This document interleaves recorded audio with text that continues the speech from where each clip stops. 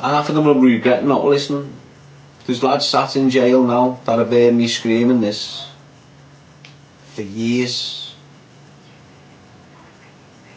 And they were saying, what he's chatting's right, you can't let the kids get into this.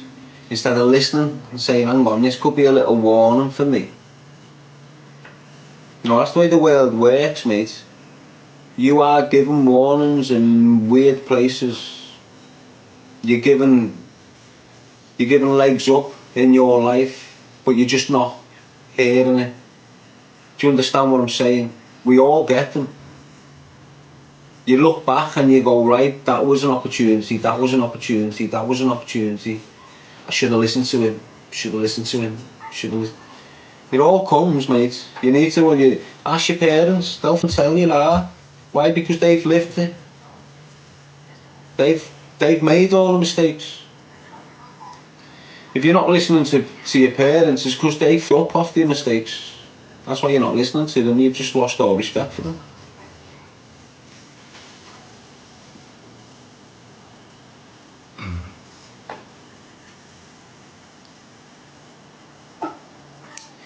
Here's a quote, bro.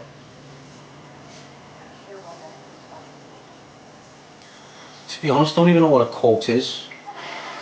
What is a quote? Can you get a good quote? Can you get a bad quote? What type of quote do you want?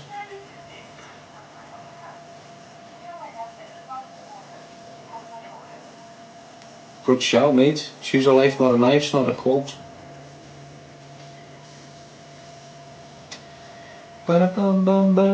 Quotes need to sound like something, don't they? Like, what's a quote? What are famous quotes that I know of? Winners never quit, quitters never win. Where's that quote from? Winners never quit, quitters never win.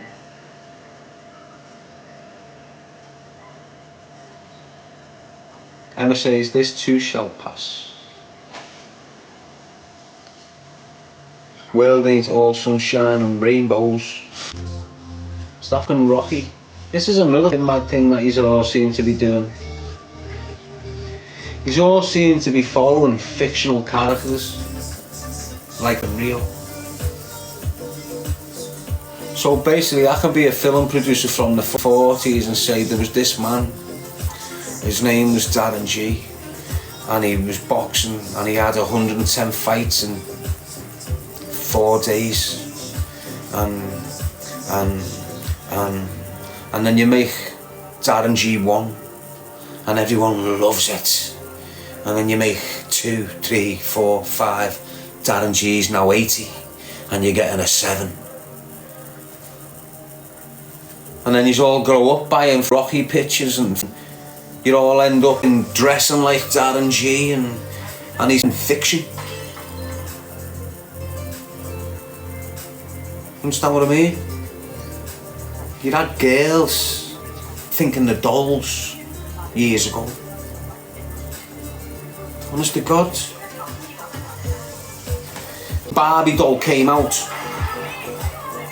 and within a week, every brown-haired girl on your streets dyed their hair blonde. And they're wearing pink dresses and shit.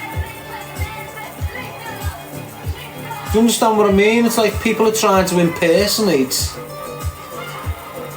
unreal things.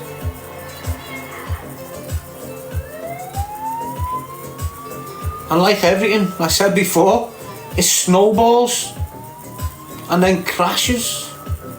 And what you're looking at is the point before it climaxes with all this beauty. You know, these lips, these eyelashes, these match, it's all gonna go boomf. The next generation of girls aren't getting from what you've done to yourselves, mate. No way. You're seeing some young girls out there now, and they look atrocious, mate. Atrocious, mate. And you know what they call themselves? Aesthetic comprende or something they call themselves.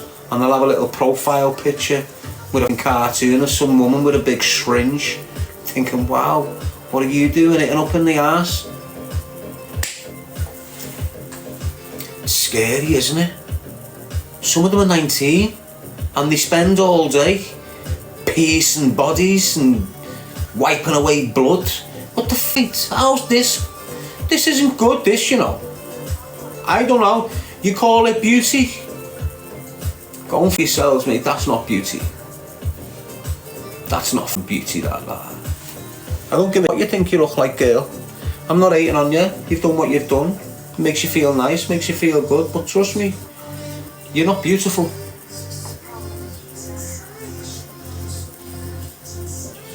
I might be one ugly mother, but it's all natural. You can't say fault on me, mate. Cloud saying why? Why what? Why have you got a set of lips like Daffy Duck? I'm not saying you have, I'm just saying I'm answering you why. Okay, you're 18. Why have you got a set of lips like Daffy Duck? By the time you're 25, you're going to have a set of lips like a crackhead. Why? Because you're going to some 18-year-old thing that's got some qualification that's filling your lips with.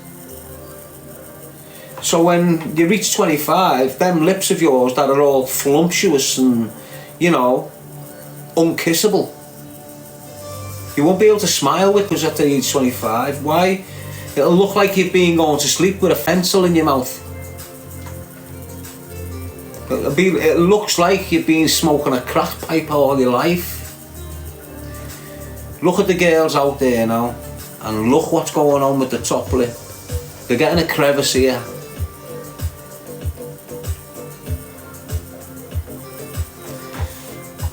If you can't maintain it, that's what happens. You just don't get one done and it just stays like that forever.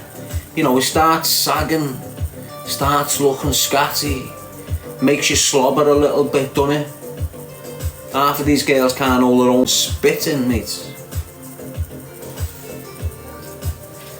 So what I'm trying to say to you is, don't encourage the young girls to follow suit. Discourage it. You're being led down that path. You know what you're going through having this done to you. Don't let it go down to the next generation. This is what it's about. That's what it's all about, mate. Honest to God. Protecting the generation underneath us, mate. Imagine what the girls are going to look like if they're influenced by these. Imagine what 13, 14, 15-year-old girls are going to look like when they're 26, being influenced by this shower. Do you understand what I mean?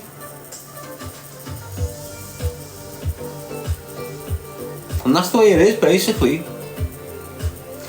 If you've got 10 shirtlifters raising a group of lads, the lads are going to be shirtlifters. Isn't it? If your main influencers on the, listen, you've seen it happen. Everyone was thinking, oh, why? It's because they want to spin. So on TikTok, you look at everyone, you look at every man that dresses like a girl. Look at the followers. Look how much they're pushed out there in the algorithm. Every one of them. Now when you've got them, who's getting most people in their lives, who's got the most followers, they've got the most watches, they're influencing the most people, and they're all influencing one thing, a different way, a different personality of the same thing. Now the same thing is a man dressed as a woman, but the personalities on all these different men that dress like women, all these boys can pick up on something in it. Do you understand? These men that are dressed as women have got a certain personality, and when they're influencing all them numbers, these boys are picking up on something in their personality that they can relate to, which is encouraging them to delve a little bit deeper on how's he like this. You know, broaden, opens it up a little bit to them more. And then once they're sucked in, there's no return. To the point where they're getting themselves things done and things off, and all the other that we're witnessing in this unholy land of ours. That's what it is. You're seeing the demon in play now. Right in your face, mate. Dancing away. Yes, Melly, you're good. And that's what you're basically witnessing in the West. And you're not witnessing in the East. And God knows why they're targeting the East. But we can't keep on screaming it's about oil. Can ya? Or if them countries been getting blitzed over oil for the last 50 years? Do you understand what I'm saying to you? What is the real truth behind it all? Yes, Star. Good night, so mate. Now, as I say, yes, Queen Tokyo, as I say, these are just, you know, we're just having a provocative conversation, in the sense we're provoking thoughts.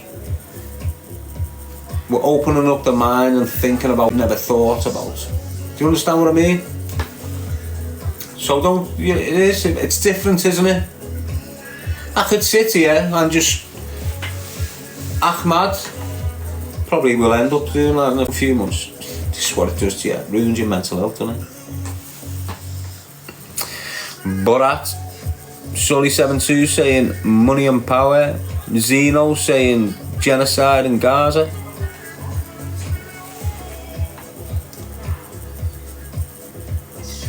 What is the definition of the word genocide, you know?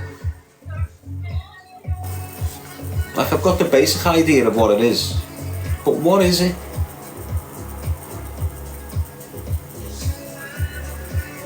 I've got my laptop there, but I can't be hard.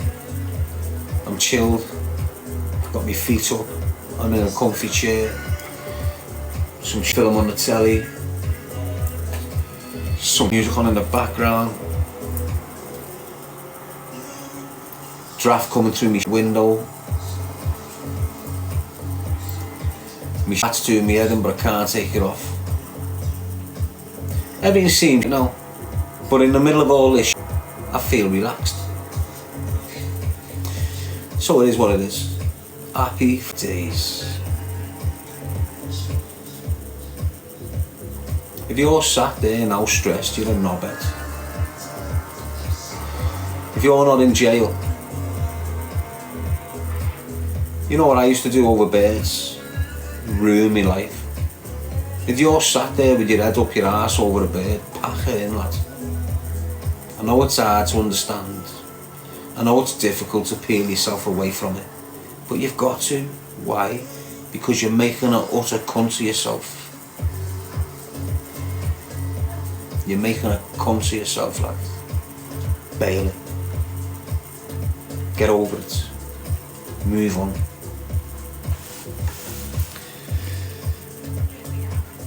Mitch falling asleep, missing the accent. Good on you. Stay calm before the storm.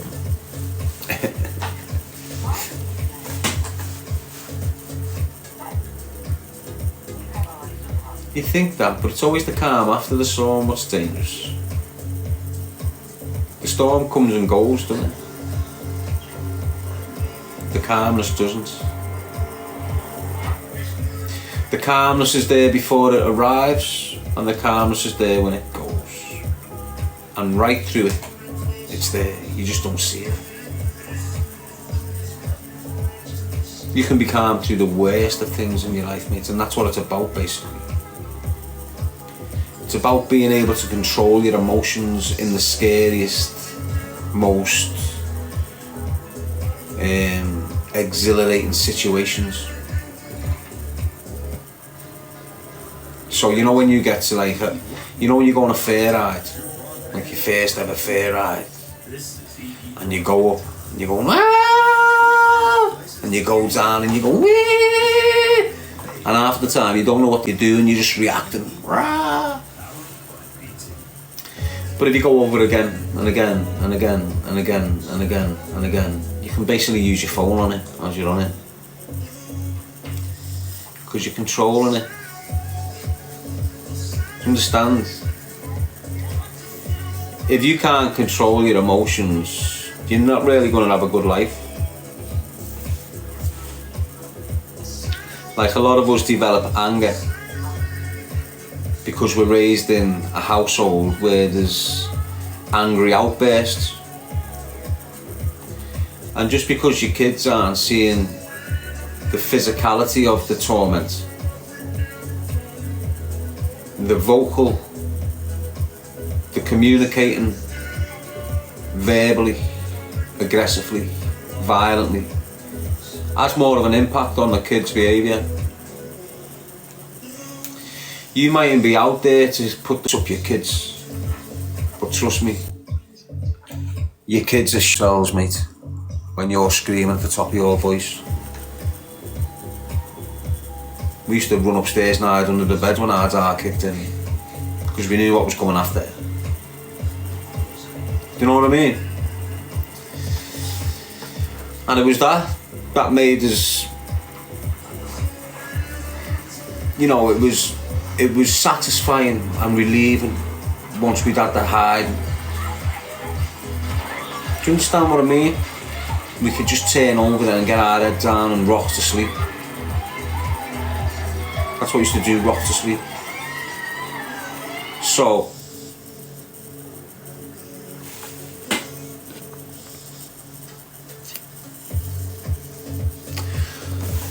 but it was the anticipation, the fear before the hiding that done the damage. And it's the same now with adults. It's the anticipation, the fear, the not knowing that does the damage, not the climax. The climax feels like a relief, if that makes sense. Well, that's what it felt like with me. And all the time, I'm just explaining how my emotions and how I've felt. I'm not trying to explain how yous are feeling or how yous are gonna feel. I'm just saying this is how I've felt and this is how I've dealt with it. Take what you want from it.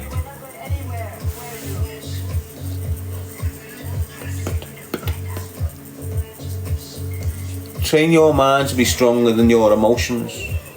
They work in tandem, lad. Your mind calms your emotions while your emotions calms your mind while your mind controls your emotions. And they won't work otherwise, mate. If that makes sense. Well, that's my process. To be able to control your emotions, you need a calm mind. So take from that what you want, but you've got to balance it. You can't be top heavy, if you know what I mean. You can't be like low here and up here. Because basically your heart's where your emotions are, isn't it? That's where the fire is, isn't it? The mind starts battling them psychologically, but the pull's here, isn't it? You know when you get your fights and your flights, you know when you're a bit scared, you feel all that here. You don't really, you feel it up here, but not in the same way as your body's feeling it, if that makes sense. So look, your eyes will see the danger and your body will feel it. Yeah, for example, look, if you're walking down the street and a big frog just jumps on the side, your eyes see it and you go, ah! You understand? And it works both ways. Unless you control this, you're going to be like, eh. You understand what I mean? So look, you know when your bird's doing your head in and she's doing your head in, you haven't had a joint like a junkie and everything's amplified. So now your bird's farted and you're going on like she's just your face and you're causing murder. That's you not being in control of your emotion. Whereas if your bird was doing your head in, burning your head right out, don't walk out and slam the door and go and get some headspace, because you're not dealing with it, you're avoiding it.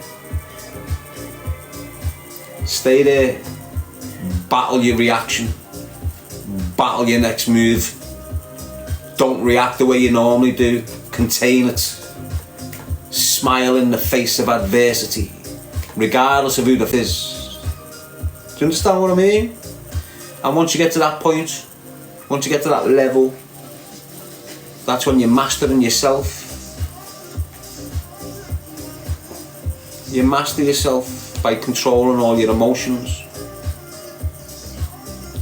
And once you're able to control all them emotions that we've all got, your sadness, your happiness, your anger, all of it, your sorrow.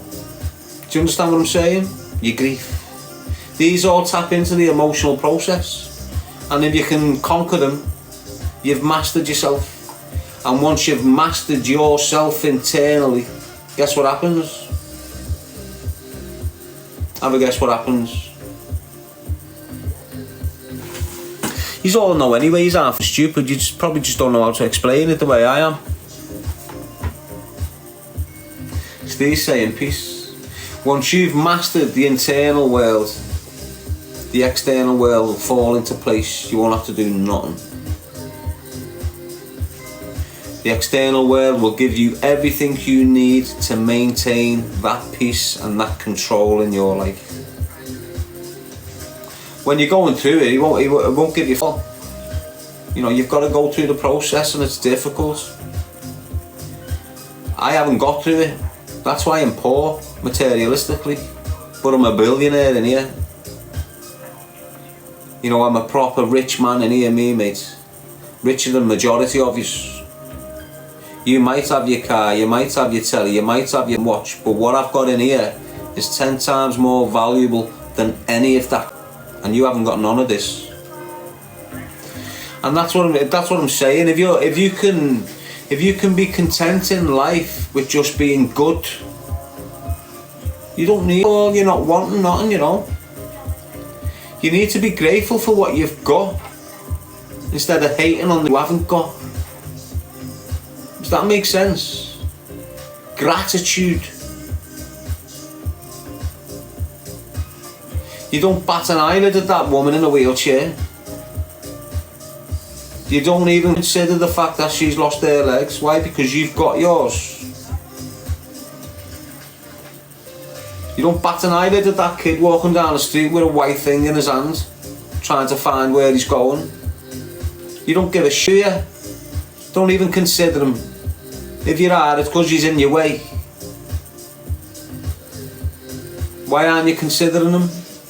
Because you've got your eyes, haven't you? Do you understand what I'm saying to you?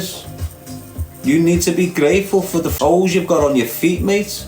Never mind the nail varnish. And this is the point I'm making. Gratitude's a very powerful thing to have. If you're grateful for the you've got, you don't even want nothing.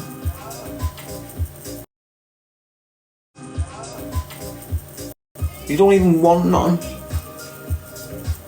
You get people crying because the cars and the old reg. Do you understand what I'm saying to you? You'll get girls that are given £200 shoes and they won't wear them and cause murder in the house. This is not good, mate. Lack of gratitude all across the board, mate. Ungrateful pieces of shit everywhere. You've got the most important gift of life and you're not taking full advantage of it. I can say this now because I've realised I never took full advantage of this gift of life, mate. Yous can. Still got loads of time. I'm doing what I can with the time I've got left. You're not going to live forever here. And how you conduct yourself here depends where you go next, doesn't it? I'm not going to start going into it, you know where I'm coming from. I've spoken about it all the time. And it's real. Real. If you live this life according to the skies, you're flying. If you don't, if you bend off that path that they've given, your life just becomes difficult instantly. And once you've got one difficulty, another one kicks in, and another one, and another, and then your life's just difficult. It is, you know, honest to God. You can have an easy life or a difficult life. And everyone's looking at the working life and the education life as the most difficult one, because it is. But it's like pedaling a bike. You get on the bike first time in your life, you're falling off it. Sometimes you need stabilisers or someone to hold you as you're going. But eventually the stabilisers have come and the hands are off your back. Now you're going yourself, you're wobbling, you fell off, you've got a cut on your knee, you've got back up, you've got on the bike, you've carried on. 4 days later you're flying. A week later you're doing wheelies. A month later you're doing full 360 tricks on this bike. And that's what the good life is. You go down that good life, the hard working path life, for the first 12 months. You're going to find your way. You're going to fall off your little thing. You're going to have your little relapses. But within a year, everything starts balancing out and becomes smooth. Why? Because you're feeling the rewards, you're feeling the achievements. You're seeing money go into your bank every Friday at the end of the month, and it's making your life, your wife's life, your bird's life, your kid's life 10 times easier, instead of waiting for the next raise that you might not get. So that's what it's like when you're in that world. It's not consistent money flow. You know what happens? A parcel goes down, you're in debt. What you can do about it? All of a sudden, you were living this good life with this good group of people. Parcel's gone down. Now you're not living a good life, and then people aren't that good no more because you're in debt to them. And sometimes that debt is purposely placed on you. They will send another mate of theirs, another rat like yourself that's selling drugs, to kick your door in while you're with him having a scran. He'll know all about it. Won't tell you he knows anything about it. What he'll tell you is, you know what, lad, that's 65 grand that, mate, I'm going to need 40 off you. I haven't got 40. Alright then, kid, I'll let you work it off for me. There you go, lad. That big boss life you were expecting has now become a life of victimisation, bullying, debts. For what, mate? For a 10 in jail? That's all you're getting. Double figures somewhere down there. While my man there that fell off the bike for the first 12 months is now flying. He's been working for 4 years straight. His door's never been kicked in. His ma's door's never been kicked in. His bird's never suspected him of cheating behind the back. Do you understand what I mean, lad? It's common sense to me, really, now. I was like all of them, lost in this life of crime, thinking you're being the bollocks in your area, thinking you're the big boy, when in reality you're only the big boy for about 50 people in your area. Everyone else has heard you and formed an opinion that you don't like you, but they smile at you because they're scared.